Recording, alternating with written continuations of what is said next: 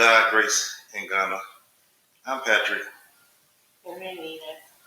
and we are here to tell you about some exciting news, and that is our first trip to Ghana.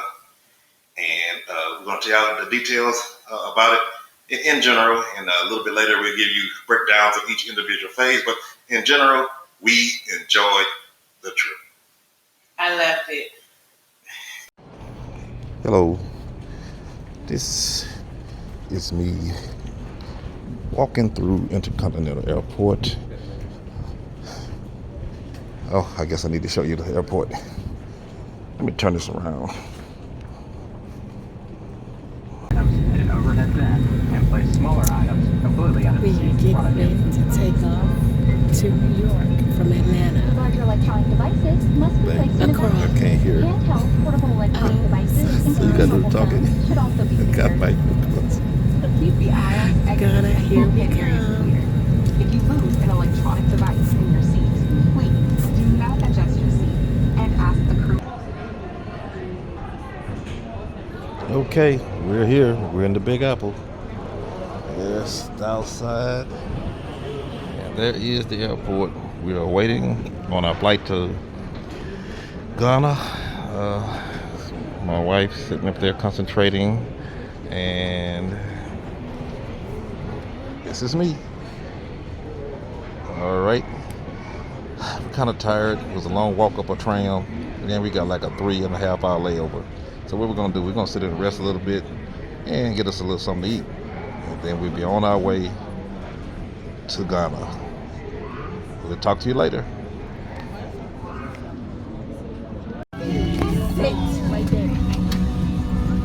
Well, here we are. We are almost on our way. We are loaded on the plane, waiting for time to lift off. Ready to start life's new adventure. In Accra. Accra. Heading to Ghana. Feels good. feels great. Feels great. We're coming home. Aquapa. Now, as we told people about our plans to go and leave America and go to Accra and go to Ghana, there was a lot of people say, well, when you go down there, and you need to go down there and see how things are, and this and that and the other, and if you don't like it, or if you do like it, or whatever. So, if this trip was an acid test of whether we're going to stay here in America or we're going to get on that plane and make the bold move, I can say she answered the question.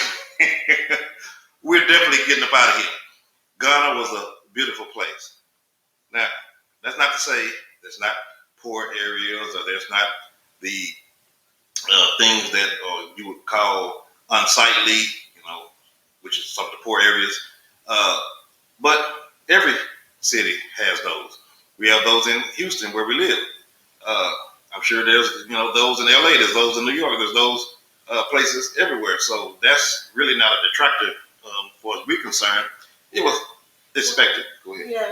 Well, the thing is, the difference between undesirable areas there and here is here in America, we have places that will assist you with food and shelter and any of that stuff. In Ghana, they do not. They don't have a setup like that. So those people are out there hustling, trying to make ends meet every day. They don't have a system that will assist them. Right. So they're poor or really poor. They're poor without any assistance. And I noticed this, unlike America, where people would, we see people under the bridges, we see people with signs on the street corners, and they'll usually have a sign. They put a sign up or whatever their reasoning is for them, homeless or whatnot on the sign. But these people would actually approach the cars and even knock on the windows. And we have both noticed that the people that majority would do that or they would sin would be children. So it's just something to bear in mind. Now, I can't recall in America people just coming up to your car and knocking on your window and sticking a sign up to the window like that. They usually, like I said, do it from a distance. And I see some they walk in between the cars down to the thing, but not not to the extent that I seen it there. So again, keep that in mind. Now to tell you about our trip, I guess it'd be good to start from the beginning. And of course, everybody that flies, whether you fly interstate or internationally, with an airplane, the commotion at the airport is. But in general, it was very smooth going to Ghana. Each exchange that we had, everything went pretty smooth for the most part. And until we arrived and got off the plane in Ghana. Yes, and we was gonna tell you about that. Our very first, I'm gonna let my wife talk. Tell her about the experience. Tell them about the experience, buddy. Yeah, we got off the plane. Now, mind you, we heard that there are people there that will ask you for additional money or whatever, but you have to experience it for yourself. Now, this is nothing that's gonna deter us from going to Ghana. But when we got there, at the airport, we had a guy because we didn't take our yellow fever card, and he was like, "Well, you guys are gonna have to get another shot before we can let you in, or you can give me $20 each." Now, mind you, I did not want to do this, but my husband was like, "That's the long flight back home." So we ended up giving him $40. And then for the rest of the remainder of the trip, everything was great. No, we forgot the second person at the airport. We had 2 incidents at the airport before we even got in the cab. I'm sorry. And then in the equal word. I'm sorry. Then we stepped outside of the airport, and the guy was so eager to help us. And we're thinking he's just doing it from the kindness of his heart. Mind you, we didn't need his help. We already had a ride set up from the place we were staying. And after the person that we were actually waiting on to come get us, he asked my husband, what did he say? Well, you're talking about the guy that was supposedly helping us. Yeah. Yeah. He was like, well, who are you waiting on? I said, well, we're supposed to meet at such and such pharmacy, stand in front of such and such pharmacy, and then the Uber guy's going to pick us up. So he pointed the way to where the pharmacy was, which we would eventually find anyway. And then when we walked over there, then he said, you want me to call him? I said, no, I got his number here. He said, what's the number? And so he called the number, and then, I don't think the guy even picked up. I was like looking at him, like, I got the number. I could have called him. I got a phone myself. And so, anyway, long story short, so after the guy shows up or anything, he looks at us and says, okay, that'll be something, or could you give me XYZ money? And we looking at him like, you didn't do anything. You didn't do anything. We could have walked over to the pharmacy ourselves, and I could have called the guy myself. So basically, you walked with us to the pharmacy beside, which it ain't like you carried me or pushed me in a wheelchair. I could have walked myself, which we did. And then even when you called, which I could have did myself, nobody picked up the phone. It ain't like you reached them for us. and then you was like, give me some money. And I kind of looked at my wife and said, so far, and I think I gave him $5. Basically. Is that much? Yeah, I gave him $5. Yeah. So we say 30 minutes off the plane, we got $45. Was not looking good. It wasn't looking good at the first start. And I gave him $5 to go away. Because I knew whatever, he didn't do anything. I'm like, just go away. And for the $40 part, I feel like the guy was embezzling us or swindling us, but I just didn't want to risk it. You want to risk it.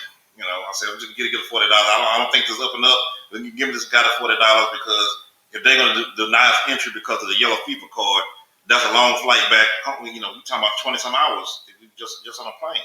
Mind you, we could not get our Visa cards without the yellow fever. Right. Without getting the shot for the yellow fever. So that's to tell you, make sure you get on the plane with your yellow fever cards. Just don't take your visas or your passports and your visas. So nobody can try to swindle you. And on the way back, and I'm just going to say this now, even though I'm going to try to do this chronologically. On the way back in the airport in Ghana, they were making PA announcements, loudspeaker announcements over the thing. Said, do not give no worker any money. They shouldn't be asking you for any money. And anybody that does that, we'll have them prosecuted and fired. And me and my wife kind of looked at each other. Wish we'd heard that announcement when we got off the plane. They say the guy was pulling on us, so I guess word got back that they had employees doing that, asking for money from the people coming in, and maybe somebody complained, which we thought to do, and then they say, oh no, they wasn't supposed to do that. That guy was not supposed to do that. Anyway, so the ride home, we had a very good driver. Actually, we had an Uber driver, and what we did, we just asked him to drive us the rest of the remaining of our trip. I offered them, so many CDs. That's what they call them in Ghana. That's their dollar system. And I offered him, could you drive us around for X amount of money? And he said yes, he could do it. The rest of our trip. So we had a driver at that point, which is what I recommend you do. If you try to get a driver before you get there, they are going to try to bilk you, swindle you, overcharge you. When you get there and, ask the Uber driver or whoever, whatever, your odds of getting a better price is a lot better. Just something else for you to know. But his name was Michael. He was very good, and he drove us around the whole time we were there and showed us a lot of things. The room. Okay, we stayed in a place called the, what was it called? It was called the Accra Luxury Apartments. So, and it was beautiful. Accra is the capital city of Ghana, and so we stayed a little bit outside of it in a place called the Cantonments. And yes, I highly recommend it. It was beautiful. And part of the reason I would recommend it is because not only was the people were friendly. By the way, people in Ghana are awesome. They are very friendly people. Friendly. Even the ones that's not trying to get money from you. The ones that's regular people, they are very friendly. That's one of the things that, to me, besides the beauty of the nature, were the people there are beautiful people. Now, what I was trying to describe with the setup there, not only did we have a place to stay that was beautiful, right next to it, across the street actually was a bank, so I could have changed my money. We'll talk about that a little later. There was a store right next to it, and right on the premises was a restaurant. So basically, we didn't have to go anywhere. We didn't need any transportation except to go sightseeing and things like that. I mean, you couldn't beat that setup. So that's that. Yeah, I went to the store like every day. Yeah. It's now, notice I said apartment. It was Accra Luxury Apartments. And so they had a washer in there.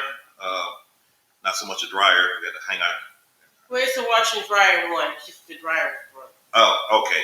Okay, so it is a washer and dryer. The dryer just so happened to be broke. So we dried our clothes on this drying rod. I don't know how to describe it. Anyway, we had a kitchen in there, so we make breakfast every day. After going to the store, and it was a very beautiful experience to shop and see that they had a lot of the same things that we have here in the States. Actually, I was surprised at how much of these same things they have there that we have in the States, and they have other brands too. I'll say 50-50. 50% of the brands you didn't recognize. Stuff like Pringles, Snickers, Coke, Sprite.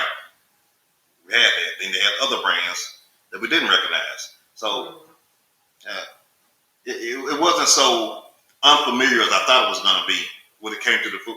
Well, speaking of food, another surprise is the food. Again, I thought it was going to be a lot of foreign things as far as to eat. Now, I knew jollof rice was popular, so we expected that. But they had regular fried rice, which my wife loved it. Thoroughly enjoyed it. This start here. Before, when I mention something, I want to start. The food was great. So if you don't go any further, you can know that we enjoyed the food. It was not very expensive compared to the States when you think about ordering food and adding on the gratuity and all that, and the tax and the gratuity. They have taxes there now on their food and their groceries. Matter of fact, I'm going to do a video on that, and you'll see exactly the rate of taxes that they have. But notice going in that they do have taxes on their food and grocery. What they don't have in their restaurants is gratuity. You don't pay gratuity there in Ghana. Now, as you can see, the food looks good, and it tasted good. It was delicious. It was delicious. They did something with the Sprite we never seen before in the States. They threw some limes in there in the glass every time we got a Sprite. No matter where, I guess it's something they do in Ghana, and they threw that when they gave that Sprite a little something that I can't describe. Okay. When I got home, I bought us some limes because now we're having lime without Sprite. Yeah, it was delicious. The food was delicious, and the amount of food. They show you them pictures of Africa, and they have the flies flying around these people with the pot bellies, and they look real skinny, except they're swollen bellies because they're so hungry. No, portions were good. We live in Texas. They say everything bigger in Texas. The portions in Ghana were good. Mm-hmm. As a matter of fact, I think every meal we took something home. Yeah, took it back to the apartment. Yeah, we had a box to take home every time. Food. Let's do the 5-star system. I'll give it 4.5, 5 stars. I'll give it a 5. I love their food. Yeah, depending on what. 4.5, 5. Every meal that I had, I enjoyed. Except for one, I shouldn't say I did not enjoy it, or I gave it a C, mid-grade 3. That was a burger that I had at a certain restaurant. But all the rest of the food, I give it a 5. So the scenery, beautiful in the restaurant. And as you can see again, I pan around to show the restaurant, and we were sitting outside in the one particular one. It was beautiful. Good food, good scenery, good atmosphere. So far, the room, beautiful. You see. And modern. The food, delicious. The driver, friendly and knowledgeable. As soon as we left the airport, and we thought, let me tell you, after the airport, this is going down here. This is going to be, babe, we may be making a mistake. Yeah. After we left from then on, no issues. Great treatment everywhere. So we talked about the food, the scenery, the things that we did. Pretty much the 3 things we did. We saw the beach. We saw the Independence Star. They call it the Black Star, Independence Star Square, where they make some announcements and people gather for big events. Where the president will go and make announcements for big events. Yeah, we found that out. Their Independence Day is March 6th. The president comes out every year and gives a speech, and his background is the ocean. I think that's beautiful. It's beautiful, yes. Mm-hmm. It's called I think it's called Independence Square. You can check me on that. So we went to visit that, and we went to the botanical garden, and that was really beautiful. I might just shut up and just show video of that. I'm definitely going to do it on another video, because we're going to have things dedicated for these things. We just want to do it all inclusive how our trip went. So yes, that was beautiful. Botanical garden, I told the beach, botanical garden. Oh, the land.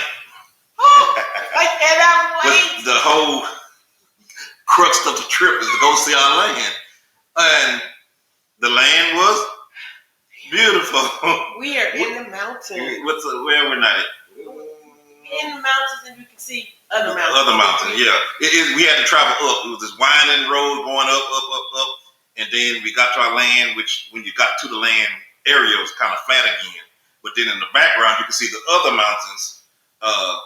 In the background is. Yeah, that's gonna be our view in our new home, the mountain view. I'll probably spend every evening on my deck, just enjoying the breeze and the mountain. Yes, and everybody tells us how it's going to be breezy up there. Now, we're in Africa, and they say, well, it's all, when we say a bury, that's the location of where the property's going to be. They say, bury, that's in the mountains. Every time I say, bury, it's beautiful up there. It's breezy up there. We look at each other like, good. We're in Africa, we want a breezy place. And everybody was talking about how, it was breezy and how pretty it was. And when we got there, we would have to agree. Yeah, so, amen. The good Lord really had taken care of us and this experience, because a lot of stuff we had to do sight unseen. I don't recommend that to y'all, but if you have a relationship with the Lord and He put it on your heart, go for it. God will never steer you wrong. Never. It's the reason why we call us God first, grace, and then God. Now, beautiful delicious food, beautiful surroundings and scenery, beautiful land, friendly people. I mean, as you can see how this is going, if this was an acid test for us to reject Ghana and stay in America or go somewhere else, we weren't going to stay in America. No. I'll take the option off the board. Go to somewhere else, Costa Rica, Belize, or to embrace Ghana. Wholeheartedly, we have wrapped our arms around Ghana because we feel like that is the place for us. Not only that, we prayed about it extensively before we picked it in the first place. All this was to us was confirmation. So, talked about a little bit of the places, talked about the land, and last but not least, we want to talk about the people who we bought land from, Royal Kingdom Estates. Very good company, friendly people, just like the Ghanaians we met. I'm going to give a shout out to one person in particular, and that's you, Edna. You rock. Yes, you do, Edna. Love you. Love you. We love you, Edna. And all of them. Even the owner was good enough to come meet us, greet us, shake our hand. Yeah, that was very impressive. It was. He wanted to meet us. We came to do our stuff for the land, and then it was like, no, the CEO, well, the owner, he wants to meet you guys before, you leave. And I was like, wow, because, most owners, they don't really care. But he came out and he met us and introduced himself. And he made us feel very welcome. Very welcome. So, just like Edna, Edna, she's the one we talks to the most. I think she's a sales rep or something like. Forgive me, Edna, if I messed your title up. We love you much, but everybody we met were very nice and friendly and very professional and all that.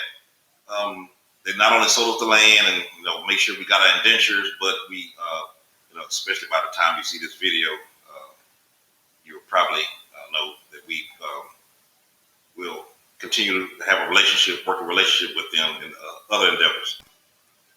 We met a guy. He said, he asked us about, hey, check-ins at 1. What are you going to do? Like, well, we just got here. We got nothing planned to do to kill the time. And so he was nice enough to let us stay in I'm going to say a vacant room. It was an apartment. They call it the maintenance shop. It's nothing like the maintenance shops at my apartments.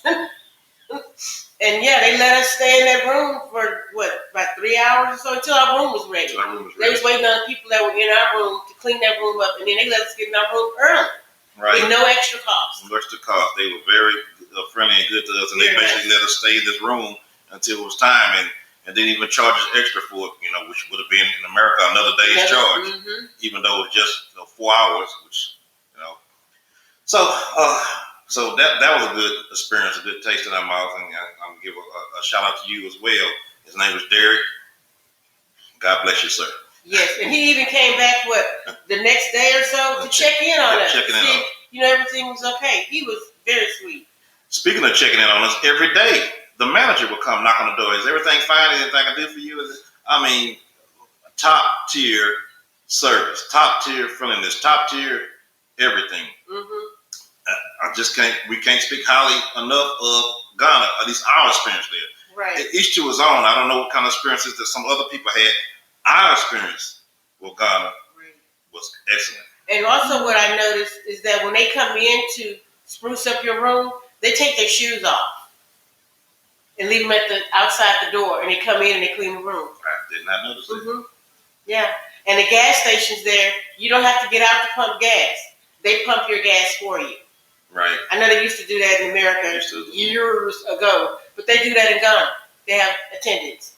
Right. So you basically put up in the card and how much, hand them 30 CDs, however much it is that you gas up the car, and then they'll pump it for you and send you on your way. I can't say enough about Ghana. Ghana may not be the place for you. I've said this before, but find somewhere to go get out of America. Okay, now I'm going to wrap up on our way home, but I want to mention this. I have to, and that's going to be the roads and driving.